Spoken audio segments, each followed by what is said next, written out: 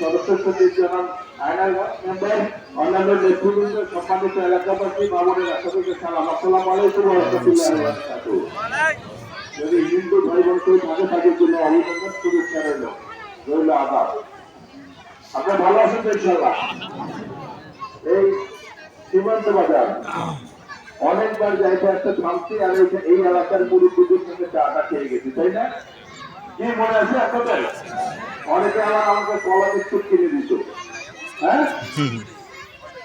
সীমান্ত বাজার এলাকার অনেক মুরব্বী যারা এখন বেঁচে নেই, চলে গেছে, তাদেরও অনেকের সঙ্গে আমার পরিচয় ছিল এই মামলা করতে।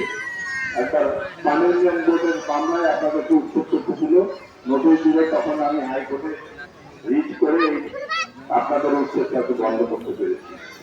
যাই হোক, মামলা এখনো বিচারাধীন আছে। ইনশাআল্লাহ আমাদের দল যদি সরকার গঠন করতে পারে, মামলা ছাড়াই এটার সমাধান করবো।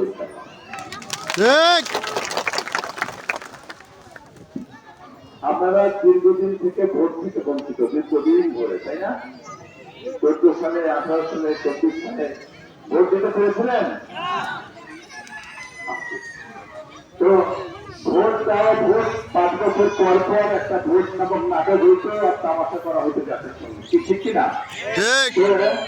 এখন আশা করা যায় বর্তমান যে সরকার আছে, এই সরকার অন্তর্বর্তীকালীন সরকার, এই সরকারের কোনো দল নাই, তাই না? কোন দল নাই, কোন মার্কা নাই, সরকার ভোটও করবে না। যার ফলে আমরা এখন বিশ্বাস করতে পারি যে বাংলাদেশে একটা নিরপেক্ষ নির্বাচন হবে। সেই নিরপেক্ষ নির্বাচনটাকে সামনে রেখে আমাদের দল বিএনপি কি কি কাজ করবে, যদি আপনারা সমর্থন দেন এবং আপনাদের সমর্থনে আল্লাহর রহমতে যদি বিএনপি রাষ্ট্র পরিচালনার দায়িত্ব পায়, তাহলে বিএনপি ওই 31 দফা কর্মসূচি ঘোষণা করছে যে সরকারে গেলে বিএনপি 31 দফা কর্মসূচি পালন করবে। সেই 31 দফা কর্মসূচি হচ্ছে এটা বিএনপির ওয়াদা, বিএনপির প্রতিশ্রুতি, যে বিএনপি এক দফায় বলছে ছাত্রদের জন্য কি কাজ করবে, আর এক দফায় যে বলছে শিক্ষকদের জন্য কি করবে। কোথাও শ্রমিকের কথা বলছে, কোথাও তাঁতি জেলেদের কথা বলছে, কোথাও কৃষকদের কথা বলছে, আবার কোথাও মাদকদের কথা বলছে।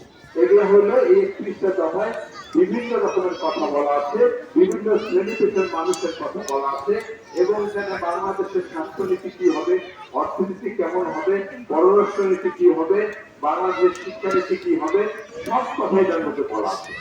এত বিস্তারিত আলোচনা আমি করব না, আমি শুধু 2টি দফা নিয়ে একটু আলোচনা করব, কারণ আমি মনে করি যে এই 2টি দফার সঙ্গে আপনাদের স্বার্থ জড়িত আছে।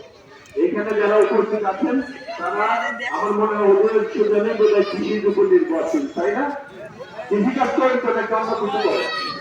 2-1 হয়তো ব্যবসা বাণিজ্য করে, কিন্তু ম্যাক্সিমাম গুলো, অধিকাংশ মানুষ কৃষির উপর নির্ভরশীল।